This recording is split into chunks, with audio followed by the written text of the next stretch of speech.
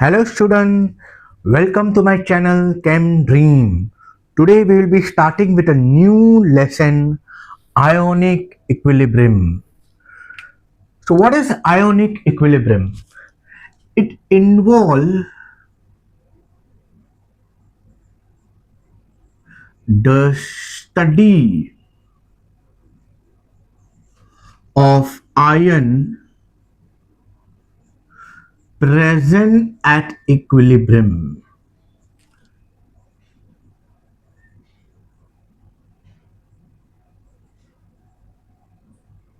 It involve the study of ion present at equilibrium.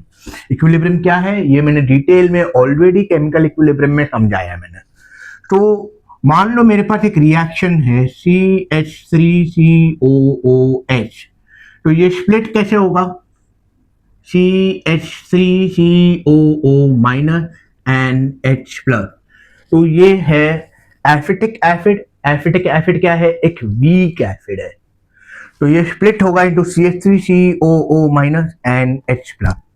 तो इसका कितना कॉन्सेंट्रेशन होगा, क्या होगा इसका डिसोसिएशन कांस्टेंट, ये सब हम देखेंगे आयोनिक इक्विलिब्रियम में. हमने लास्ट लेक्चर में केमिकल इक्विलिब्रियम स्टडी किया था. तो केमिकल इक्विलिब्रियम में क्या होता है? इट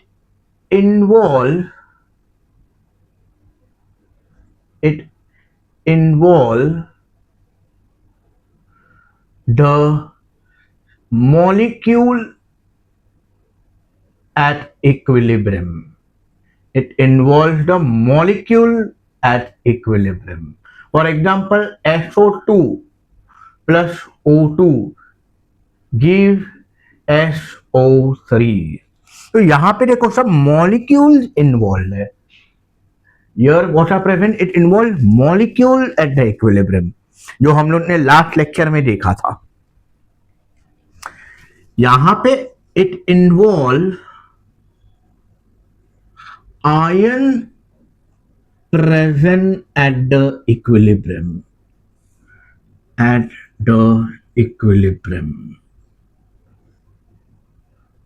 फॉर एग्जाम्पल ये ऑलरेडी हमने देखा था. एसिटिक एसिड कैसे स्प्लिट होगा? CH3CO minus and H plus. एक और रिएक्शन है NH4OH. ये कैसे स्प्लिट होगा? NH4 plus OH minus.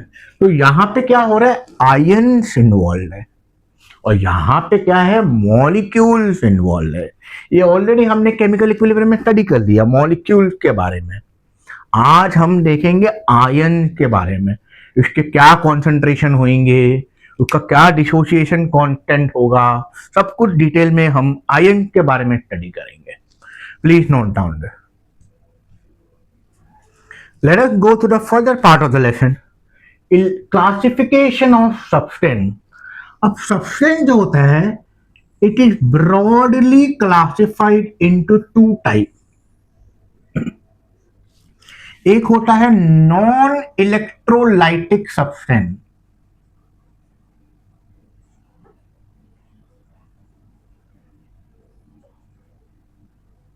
और दूसरा होता है इलेक्ट्रोलाइटिक सब्सटेंस.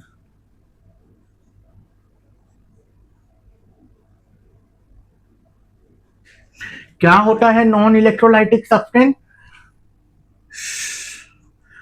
सब्सटेंस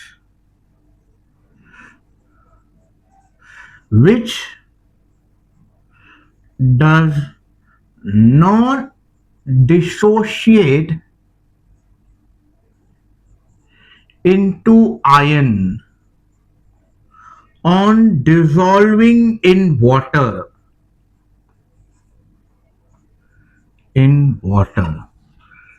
अगर आयन ही नहीं है तो इलेक्ट्रिसिटी कंडक्ट होगा क्या? नहीं होगा. तो it does not conduct electricity.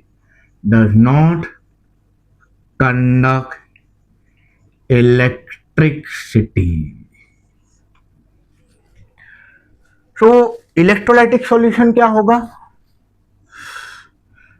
Substance which dissociate into iron on dissolving in water.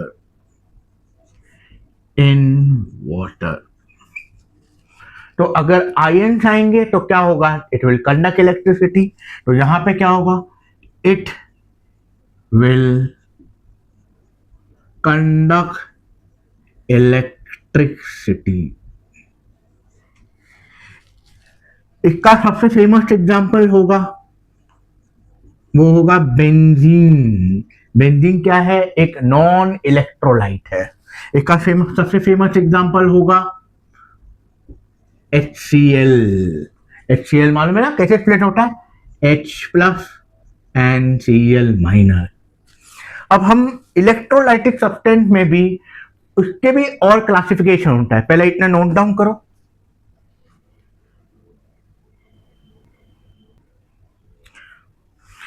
Let us go to the further part. Electrolytic substance is further classified into two main categories. One is strong electrolyte and another is weak electrolyte. अब strong electrolyte में क्या होता है? 100% dissociation होता है.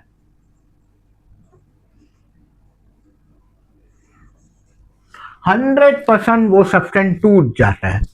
जिसमें for example इसमें 3 हम देखेंगे: एसिड, बेस एंड सॉल्ट. अभी सबसे स्ट्रॉन्ग एसिड कौन सा होगा? HCl. HCl कैसे स्प्लिट होगा? H plus Cl minus. H2SO4 कैसे स्प्लिट होगा? 2H plus SO4 2 minus. तो यहां पे ये जो HCl है, H2SO4 है, ये 100% डिसोसिएट होगा. जितना भी कॉन्सेंट्रेशन दिया ना, सबके सब टूट जाएंगे. स्ट्रॉन्ग बेस का एग्जांपल NaOH कैसे स्प्लिट होगा? Na plus OH minus. Potassium hydroxide कैसे स्प्लिट होगा? K plus OH minus. Salt example बहुत फेमस एग्जांपल है NaCl. कैसे स्प्लिट होगा? Na plus Cl minus. तो ये सब जो होता है एसिड, बेस एंड सॉल्ट, ये सब जो एसिड मैंने लिखा है HCl, NaOH, HCl, H2SO4, base NaOH, KOH, salt NaCl, ये 100% डिसोसिएट होगा. जिसमें यहां पे कोई डबल एरो नहीं दिखाई देगा. तो वीक इलेक्ट्रोलाइट क्या होगा? जो 100% डिसोशिएट नहीं करेगा. No 100% dissociation. No 100% dissociation will take place. No 100% dissociation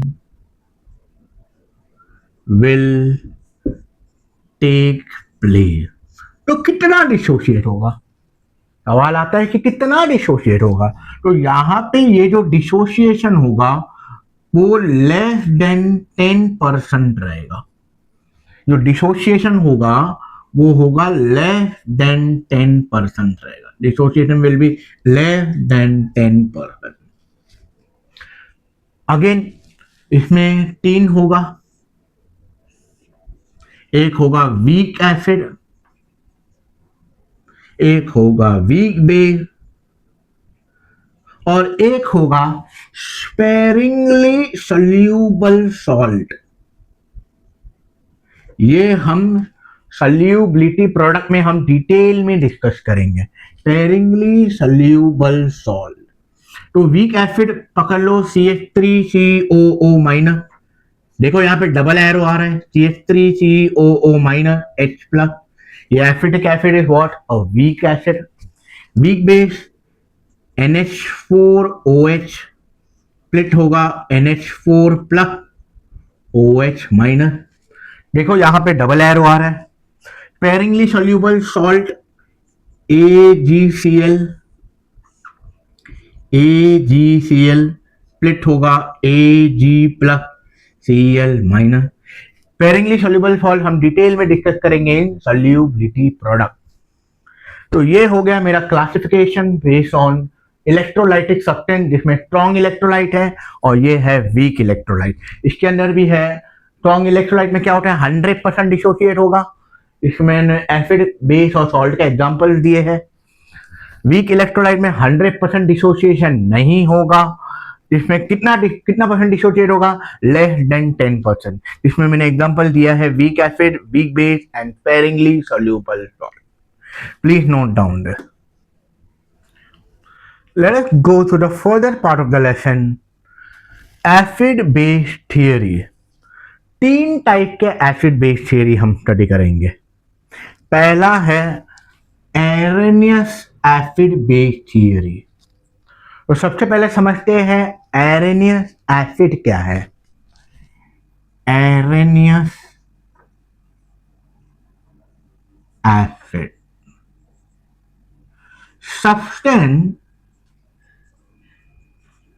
which on dissolving in water give H plus as the only cation। मतलब ऐसा सब्सटेंस जो पानी में डालने से खाली H plus ion as the only cation देगा, वो बन जाएगा मेरा Arrhenius acid. For example HCl कैसे स्प्लिट होगा, H प्लस Cl माइनस। तो क्या दे रहा है, देखो ये मेरे को H प्लस आयन दे रहा है एज द ओनली कैटाइन, तो ये बन जाएगा मेरा एरेनियस एसिड। अब एसिड 3 कैटेगरी में क्लासिफाई होता है।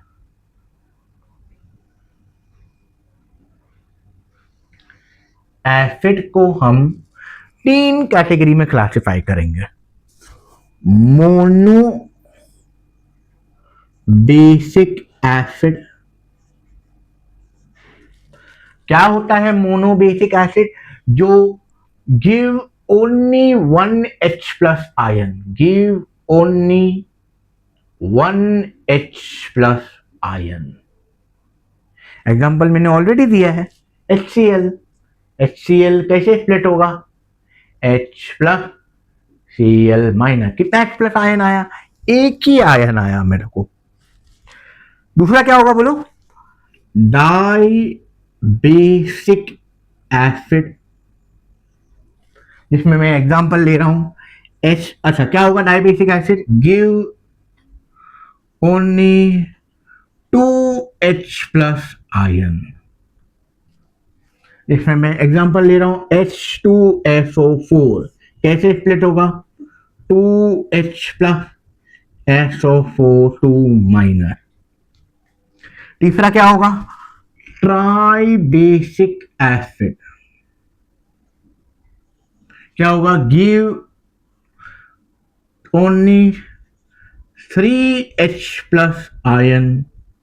मतलब एसिड को जब पानी में डालोगे कितना H प्लस आयन देगा, 3 H प्लस आयन देगा। तो एग्जांपल है H3PO4, क्या देगा ये, 3 H प्लस PO4 3 माइनस। तो 3 टाइप के एसिड होते हैं, mono basic acid, di basic acid, tri basic acid. Please note down this. Let us go to the further part of the lesson.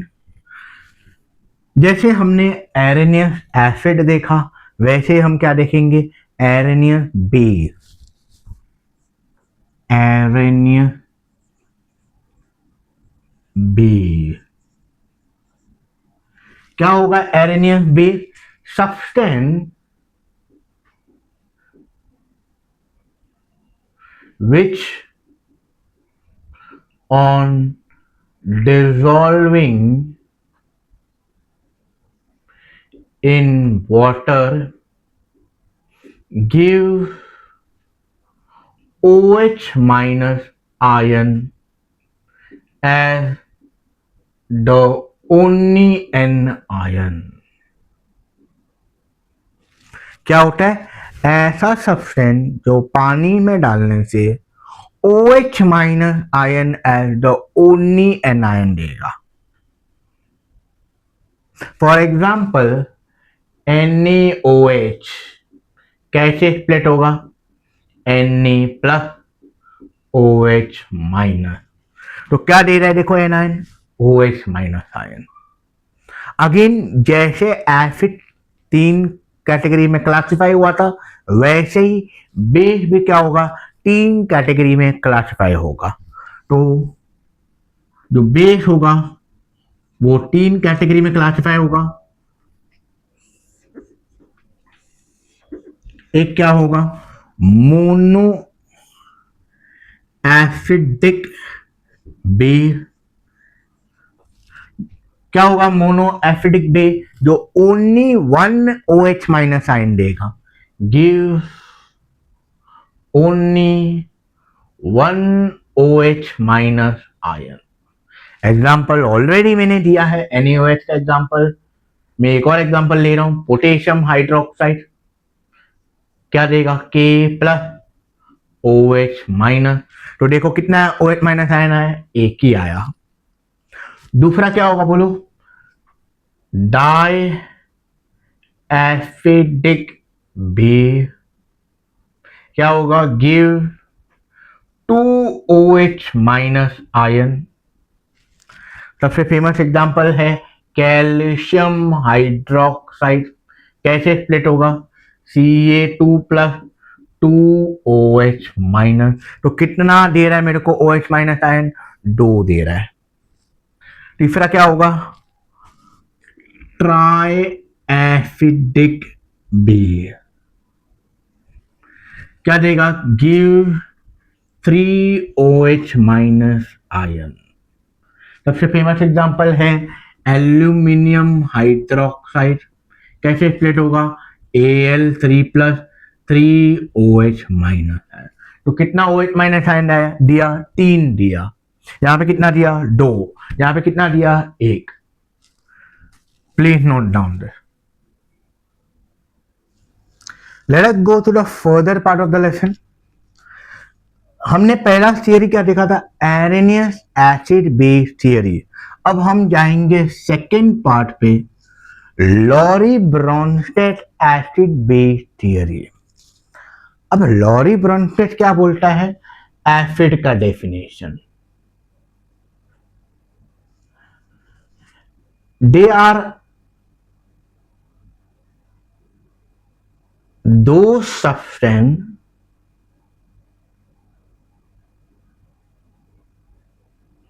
which donate H plus ion।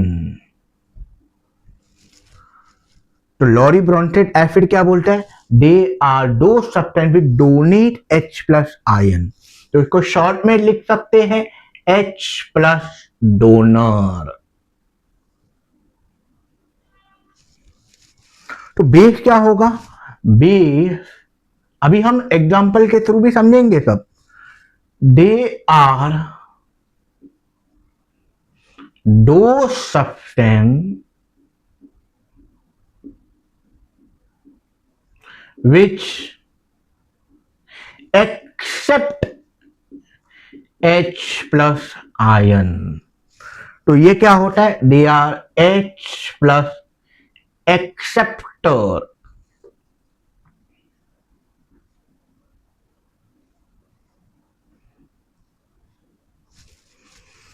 तो Lowry Bronsted acid क्या बोलता है? They are दो substance में donate H plus ion. H plus ion को क्या करते हैं वो लोग? डोनेट करते हैं। तो ये they are H plus donor. और बेस क्या होता है? दे आर दो substance which accept the H plus ion. तो they are H plus acceptor. चलो एक एग्जांपल के थ्रू समझते हैं। मैंने यहां पे एक एग्जांपल लिया है HCl। इसको हमने पानी में डाला तो क्या होगा? देखो इधर, यहां पे ये जो HCl है ये कैसे स्प्लिट होगा? H+ Cl-, ये H+ वाटर क्या कर रहा है, उसको एक्सेप्ट कर रहा है, HCl क्या कर रहा है, इसको डोनेट कर रहा है। तो HCl क्या हो गया मेरा, एसिड। H+ किसने एक्सेप्ट किया, पानी ने एक्सेप्ट किया, वाटर ने एक्सेप्ट किया, तो ये क्या हो गया मेरा, बेस। अब क्या होगा प्रोडक्ट पे, H3O+, और ये क्या बनेगा, Cl-। अगर हम पीछे जाए, पीछे वाले, तो क्या होगा, H+, ये इसको डोनेट कर लेगा, तो ये क्या बन जाएगा मेरा, एसिड। और H+ कौन लेगा उसको, ये अगर H+ लेगा तभी तो ये HCl बनेगा, तो ये H+ ले रहा है, तो ये क्या हो गया मेरा, बेस। अब देखो एक नया चीज मेरे को बोलना है, इसको मैं एसिड 1 ले रहा हूं, इसको मैं बेस 1 ले रहा हूं, इसको मैं बेस 2 ले रहा हूं, और इसको मैं एसिड 2 ले रहा हूं। ऐसा क्यों नंबर दिया समझते हैं। HCl एसिड 1 लिया, इसका बेस 1 क्या है, Cl-। इन दोनों में फर्क क्या है, H+ आयन का फर्क है, they differ by H+ ion. और ऐसा सब्सटेंस या स्पीशीज जो H+ आयन से डिफर करता है, they are conjugate acid base pair। तो जो H+ आयन से डिफर करता है, इसको क्या बोलते हैं, कॉन्जुगेट एसिड बेस पेयर। चलो इधर देखो एक और, वाटर H2O बेस 2 लिया, उसका एसिड 2 क्या था, H3O+। क्या करते हैं, they differ by what, H+ ion, तो इसको भी क्या बोलेंगे हम लोग, conjugate acid base pair. Please note down. Let us go to the further part. Amphoteric species, amphoteric species क्या होता है, they can act as both, एक ही species, they can act as both H+ donor as well as H+ acceptor. मतलब एक ही species वो donate भी कर सकता है H+ आयन को, H+ आयन को एक्सेप्ट भी कर सकता है। चलो एग्जांपल के थ्रू समझते हैं। एग्जांपल मैंने लिया है HCO3-, अगर ये H+ दे भी सकता है, तो ये क्या बनेगा, अगर मान लो ये H+ आयन को लूज करता है, ये माइनस मतलब क्या हो गया, लूज हो गया, तो ये क्या बनेगा, CO3 2-, और ये ही H3CO+, HCO3-, अगर H+ आयन को एक्सेप्ट करेगा, तो ये क्या बनेगा, H2CO3। तो यहां पे क्या हो रहा है, डोनेट हो रहा है, यहां पे क्या हो रहा है, एक्सेप्ट हो रहा है। एक और एग्जांपल लेते हैं, HSO4-, अगर ये H+ आयन डोनेट करेगा तो क्या मिलेगा मेरे को, SO4-2-, और अगर ये H+ आयन को एक्सेप्ट करेगा, ये माइनस साइन मतलब क्या, निकल गया H+, प्लस साइन मतलब क्या हो गया, एक्सेप्ट हो गया, तो ये बन जाएगा H2SO4। तो ऐसा स्पीशीज जो दोनों कर सकता है, H+ को डोनेट भी कर सकता है, H+ को एक्सेप्ट भी कर सकता है, इसको बोलते हैं amphoteric species. Please note down this. Let us go to the further part of the lesson. Find the conjugate acid and conjugate base. ऐसे टाइप के सवाल बहुत बार JEE और नीट में पूछा गया है। तो बहुत ही सिंपल है, अगर मेरे को कॉन्जुगेट एसिड फाइंड करना है तो क्या है, एड H प्लस करने का, एड H प्लस। और यही अगर कॉन्जुगेट बेस आ गया तो क्या करने का, remove H plus, remove H plus. तो कॉन्जुगेट एसिड फाइंड करना है तो क्या करोगे, add H plus. Conjugate base find करना है तो क्या करोगे, रिमूव H प्लस। चलो एग्जांपल के थ्रू समझते हैं। ये मेरे पास स्पीशीज है, मेरे को दो चीजें फाइंड करना है, कॉन्जुगेट एसिड, कॉन्जुगेट बेस। चलो HCO3 minus, conjugate acid find करना है तो कॉन्जुगेट एसिड के लिए क्या है, एड H प्लस।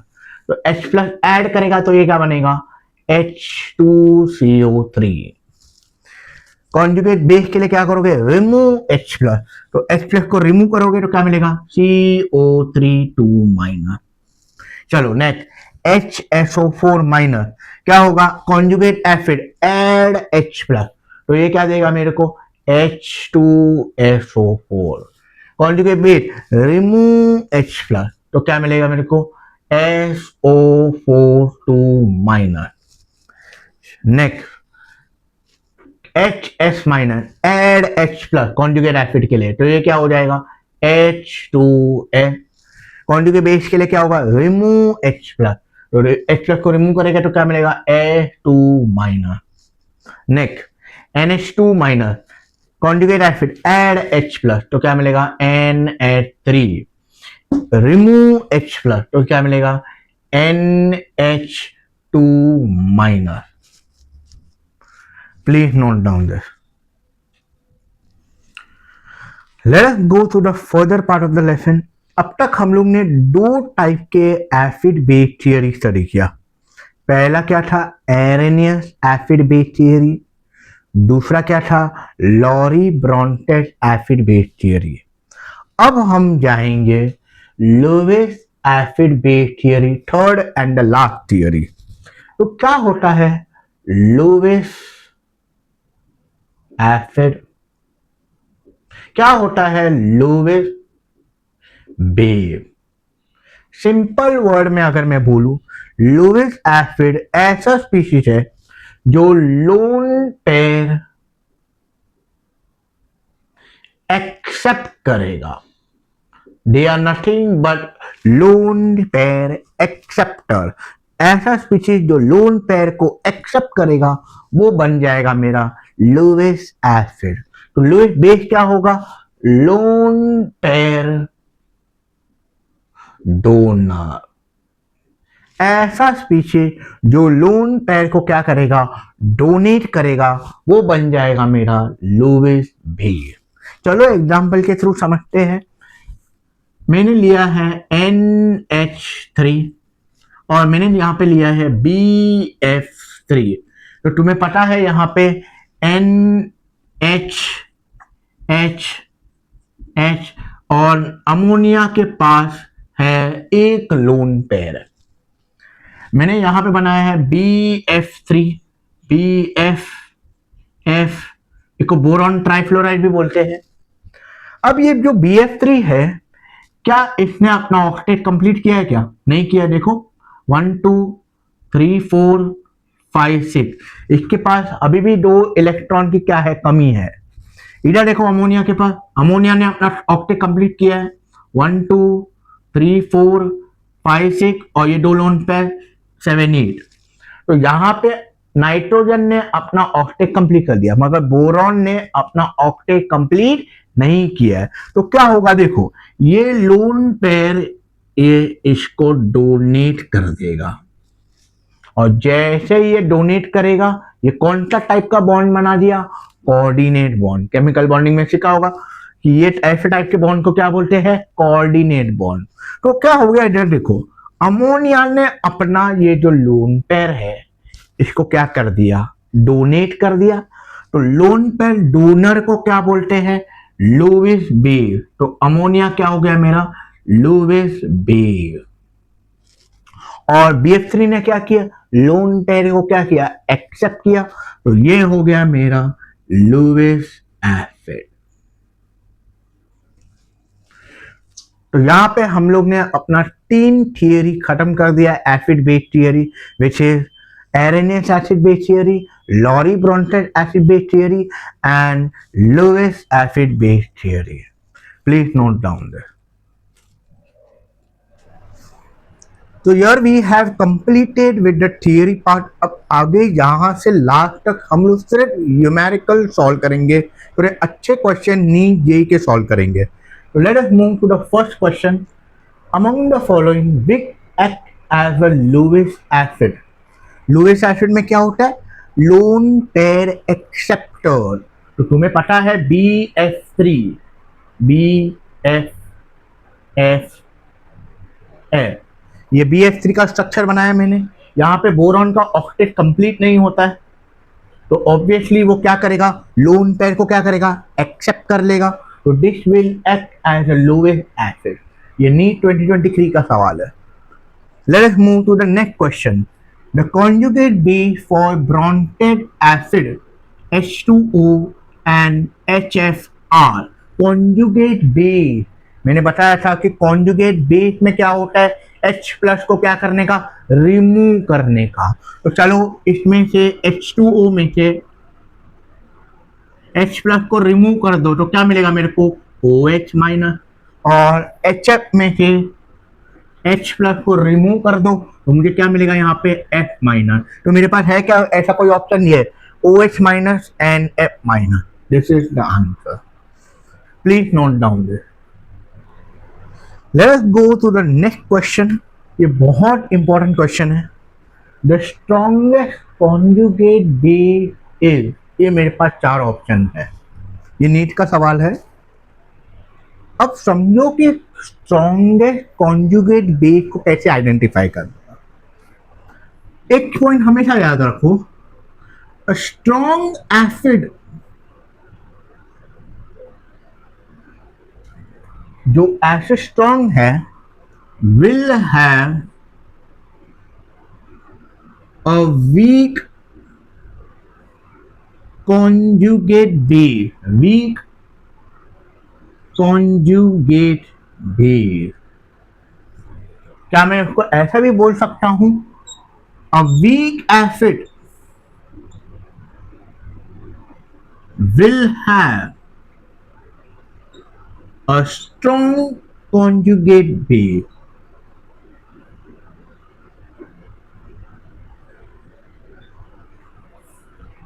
तो अब मेरे पास सवाल में देखो क्या है? क्या है मेरे पास सवाल? The strongest conjugate base is. Strongest conjugate base, strongest conjugate base मतलब उसका जो एसिड होगा वो क्या होना चाहिए? वीक होना चाहिए। तो चलो मैं क्या करता हूं, इसका मैं एसिड लिखता हूं। मैं SO4 2 माइनस का मैं एसिड, कॉन्जुगेट एसिड लिख रहा हूं। तो एसिड में क्या होता है? H प्लस जोड़ता है। तो चलो जोड़ेंगे हम लोग HSO4 माइनस। इसमें से जोड़ दो, क्या मिलेगा मेरे को? HCl। इसमें से जोड़ दो, NO3 माइनस को जोड़ दो H प्लस, तो क्या मिलेगा? HNO3। फिर इसमें से जोड़ दो CH3COO माइनस से H प्लस जोड़ दो तो क्या मिलेगा? CH3COOH। अब तुम्हें मालूम है कि ये जो एसिटिक एसिड है ये क्या है? वीक एसिड है। तो मैंने इधर लिखा है weak acid will have a strong conjugate base. तो क्वेश्चन में क्या पूछा है? द स्ट्रॉन्गेस्ट कॉन्जुगेट बेस है, तो कौन सा होगा? Option D. Please note down this. Let's go to the next question. Which of the following molecular hydride act as Lewis acid. ये नीट का सवाल है, 2009 में पूछा गया। अब लुईस एसिड मतलब क्या होता है? Lone pair acceptor. Lewis acid क्या होता है? Lone pair acceptor. तो तुम्हें पता है ऑक्सीजन यहां पे मैंने बनाया CH3 CH3, और तुम्हें पता है ऑक्सीजन के पास कितना लोन पेयर है? 2 लोन पेयर है। तो ये क्या करेगा? लोन पेयर को क्या करेगा? ये डोनेट करेगा। तो ये क्या एक्ट करेगा? Lewis base. चलो नेक्स्ट क्वेश्चन, नेक्स्ट ऑप्शन पे जाते हैं। फॉस्फोरस CH3 CH3 और CH3। फॉस्फोरस के पास भी क्या है? लोन पेयर है। कैसे मालूम पड़ा मेरे को? देखो फॉस्फोरस कैसा होता है? 2,8,5 बराबर। तो यहाँ पे 5 इलेक्ट्रॉन है, 3 तो ऑलरेडी इसके साथ जुड़ गया, तो 2 बचा है। वो 2 क्या एक्ट करेगा? लोन पेयर की तरह एक्ट करेगा। तो it will act as a Lewis base. कैसे एक्ट करेगा? Lewis base due to the presence of the lone pair electron. चलो नेक्स्ट ऑप्शन। अब तुम्हें पता है नाइट्रोजन के नीचे क्या होता है? फॉस्फोरस ही तो आता है। तो ये भी क्या होगा? उसके जैसे ही तो होगा। नाइट्रोजन CH3 CH3 CH3, और यहाँ पे क्या है? एक लोन पेयर है। तो ये सारा क्या एक्ट कर रहा है? As Lewis base. कैसे एक्ट कर रहा है ये? लुईस बेस बराबर। ये बोरॉन CH3 CH3 CH3। तो तुम्हें पता है बोरॉन के पास कोई लोन पेयर नहीं है। 1 2 3 4 5 6 इतने अपना ऑक्टेट भी कंप्लीट नहीं किया। तो ये क्या करेगा? लोन पेयर को क्या करेगा? ये एक्सेप्ट करेगा। तो ये क्या एक्ट करेगा? Lewis acid. लुईस एसिड के लिए कौन सा ऑप्शन है मेरे पास? Which of the following act as Lewis acid? Option D. Please note down. Let's go to the next question. Which of the following are Lewis acid? ये सारे option है मेरे पास। ये JEE 2018 का सवाल है। अब ये क्वेश्चन समझने के लिए मैं कुछ इंपॉर्टेंट पॉइंट बोलना चाहता हूं। ग्रुप 13 में जितने भी एलिमेंट है ग्रुप 13 में कौन कौन से हैं?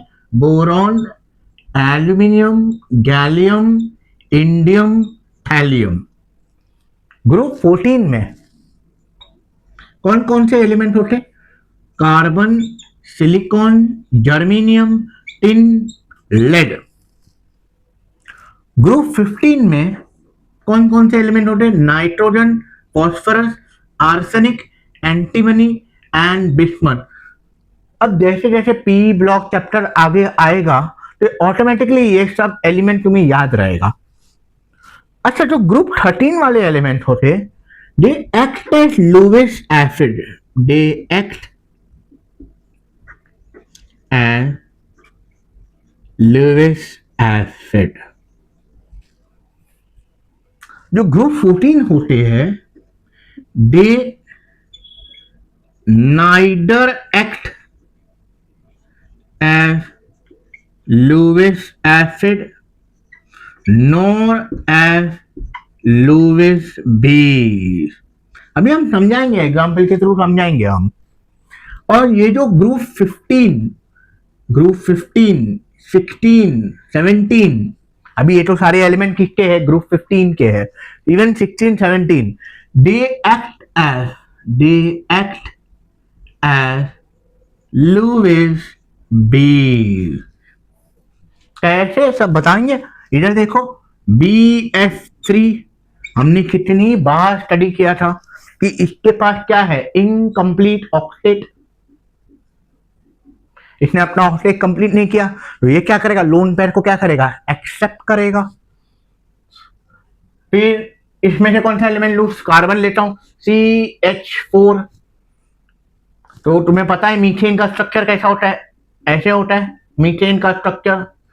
क्या इसके पास कोई लोन पेयर है? क्या नहीं है। क्या इसके पास इलेक्ट्रॉन की कमी है? नहीं है। देखो 8 इलेक्ट्रॉन है, 1 2 3 4 5 6 7 8। तो इसके पास क्या इलेक्ट्रॉन की कमी नहीं है, तो वो लोन पेयर एक्सेप्ट नहीं करेगा। और इसके पास लोन पेयर है भी नहीं, तो वो लोन पेयर डोनेट भी नहीं करेगा। तो they neither act as Lewis acid nor as Lewis base. अच्छा, ग्रुप 15, 16 और 17, अभी फिलहाल 15 का समझो, मैं अमोनिया बना रहा हूं। तो तुम्हें पता है अमोनिया के पास एक लोन पेयर होता है, तो वो क्या करेगा, लोन पेयर को डोनेट करेगा, तो they act as a Lewis base. तो हमेशा याद रखो 13, group 13 act as a Lewis acid, group 14 क्या होता है, they neither act as Lewis acid nor as Lewis base, और group 15, 16, 17 they always act as Lewis base. एक चीज याद रखो, ग्रुप 15 के पास 1 लोन पेयर होता है, ग्रुप 16 के पास 2 लोन पेयर होता है, और ग्रुप 17 के पास 3 लोन पेयर होता है। ओके चलो, come back to the option. मेरे पास क्या क्या ऑप्शन है, फॉस्फोरस किसमें है, ग्रुप 15। मेरे को क्या चाहिए, लुइस एसिड, ये ऑप्शन गया खत्म। एल ग्रुप 13 है, हाँ। फिर सिलिकॉन ग्रुप 14, अरे ये नहीं, ये नहीं, ये गया। फॉस्फोरस कहाँ पे है, ग्रुप 15, चलो ये भी चला गया, ये 3 ऑप्शन गया, तो ऑब्वियसली यही ऑप्शन रहेगा। देखो बोरॉन कहाँ है, ग्रुप 13, और एल्यूमिनियम में कहाँ है, group 13। Okay, please note down this. Let us go to the last question of the day. अब यहां पे थोड़ा सा ऑर्गेनिक मालूम होना चाहिए। Which of the following has the strongest acid.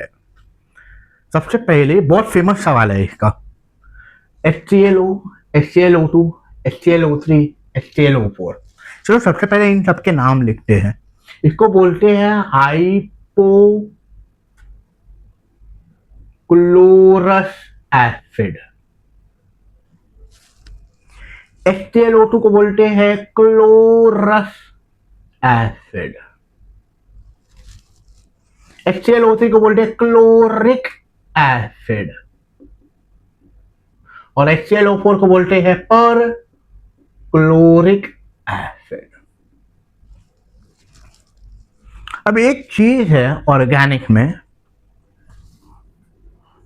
More the number of resonating structure, more the number of resonating structure, more will be the stability. More the number of resonating structure, more will be the stability. तो चलो हम इन सबके structures बनाते हैं, इन सबके क्या करेंगे, structures बनाएंगे। तो यहाँ पे ये जो O है, इसके साथ यहाँ पे H है, और यहाँ पे है Cl। ये हाइपोक्लोरस का स्ट्रक्चर हो गया, हाइपोक्लोरस एसिड का। HClO2 का स्ट्रक्चर OH Cl, और यहाँ पे डबल बॉन्ड O। ओके, ये हो गया क्लोरस एसिड का स्ट्रक्चर। क्लोरिक एसिड का OH Cl double bond O double bond O, ये हो गया मेरा क्लोरिक एसिड का स्ट्रक्चर। और chloric acid OH Cl double bond O double bond O double bond O, ये हो गया मेरा पर क्लोरिक एसिड का स्ट्रक्चर। ये पी ब्लॉक ग्रुप 17 का बहुत फेमस टॉपिक है, ऑक्सो एसिड ऑफ क्लोरीन, उसके अंदर है ये टॉपिक। अब मैं क्या कर रहा हूं, मैं सबका H प्लस निकाल देता हूं। क्या कर रहा हूं मैं, सबका H प्लस निकाल देता हूं। तो चलो इधर का H प्लस निकाल लूंगा, तो इधर क्या मिलेगा, O माइनस Cl। ओके, इधर भी H प्लस निकाल देता हूं, O माइनस, इधर भी H प्लस निकाल देता हूं, माइनस, इधर भी H प्लस निकाल देता हूं, माइनस। अब मेरे को एक बात बताओ, इधर देखो मैंने लिखा है more the number of resonating structure more will be the stability. तो तुम्हें दिख रहा है यहाँ पे कि इसके पास ये सब पाई बॉन्ड है, हो सकता है कि ये जो पाई बॉन्ड है वो इधर आएगा और ये माइनस साइन इधर जाएगा, तो ये हो गया मेरा एक रेजोनेटिंग स्ट्रक्चर। फिर हो सकता है ये पाई बॉन्ड इधर जाएगा और ये माइनस साइन इधर आएगा, कितना रेजोनेटिंग स्ट्रक्चर हो गया, 2। हो सकता है ये पाई बॉन्ड इधर गया और माइनस साइन इधर आ गया, तो कितना रेजोनेटिंग स्ट्रक्चर हो गया? 3। तो कितना रेजोनेटिंग स्ट्रक्चर है यहाँ पे? 3। अब यहाँ पे बोलो मेरे को कितना रहेगा? 1 2 2। और यहाँ पे कितना रेजोनेटिंग स्ट्रक्चर रहेगा? 1। यहाँ पे कितना रहेगा रेजोनेटिंग स्ट्रक्चर? 0। तो मैंने क्या लिखा है यहाँ पे? More the number of resonating structure more will be the stability. कौन स्टेबल है? ऑब्वियसली ये स्टेबल है, तो ये बोलेगा भाई तो एक्स प्लस चला जा, ये एक्स प्लस जाएगा, ये स्टेबल हो जाएगा, क्योंकि रेजोनेंस से ये क्या होने वाला है? स्टेबल हो जाएगा। मगर यहाँ पे अगर एक्स प्लस चला गया, इसके पास कोई रेजोनेंस नहीं है, ये एक्स प्लस अपना ये जो हाइड्रोजन एटम है अपना जल्दी छोड़ना नहीं चाहेगा, ये क्या करेगा? क्या एक्स प्लस जाना, मेरा रेजोनेंस से क्या हो जाएगा? स्टेबलाइज हो जाएगा, तो चला जाए एक्स प्लस, तो ये एक्स प्लस छोड़ देगा इजीली, तो ये इजीली ये ज्यादा एसिडिक होगा, ये एक्स प्लस इजीली नहीं छोड़ पाएगा क्योंकि इसके पास रेजोनेटिंग स्ट्रक्चर ही नहीं है, तो ये अपना एक्स प्लस इजीली नहीं दे पाएगा, तो ये सबसे वीक एसिड है और ये सबसे स्ट्रॉन्ग एसिड है। तो एसिडिक कैरेक्टर सबसे ज्यादा किसका होता है? पर क्लोरिक एसिड, फिर किसका आता है? क्लोरिक एसिड, फिर आता है क्लोरस एसिड, और फिर सबसे वीक एसिड होता है hypochlorous acid. Please note down this. So I hope you enjoyed my first lecture of ionic equilibrium. So thank you for watching my video, and next lecture में हम देखेंगे Ostwald dilution law along with numerical. So bye everyone, take care.